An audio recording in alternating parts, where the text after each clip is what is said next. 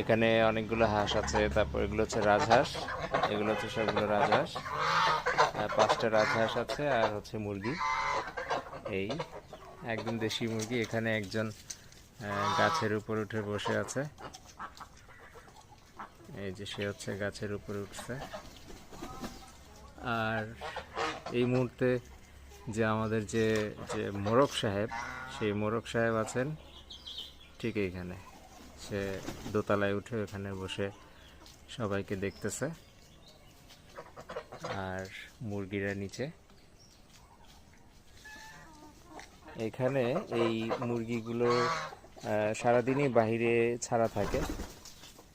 সারাদিনই এরা বাহিরেই থাকে সব, এবং তারা খুঁজে খুঁজে খাবার খায়।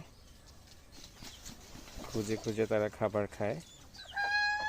ওই পাশে কিছু গরু আছে, তো সেই গরুর যে গোবরগুলো থাকে তার মধ্যে পোকামাকড় হয়, সেই পোকামাকড়গুলো সার্বক্ষণিক তারা খুঁজতে থাকে, খেতে থাকে। আর হাঁসগুলো সাধারণত ওই সামনেই পুকুর, এই পুকুরে হাঁসগুলো থাকে, যে পুকুর ঘাট, এই পুকুর এখানে থাকে। এছাড়া এই মুরগিগুলো সাধারণত এই এখানে ঘুরে ঘুরে খুঁজে খুঁজে তাদের খাবার খায়, একদম ন্যাচারাল খাবার।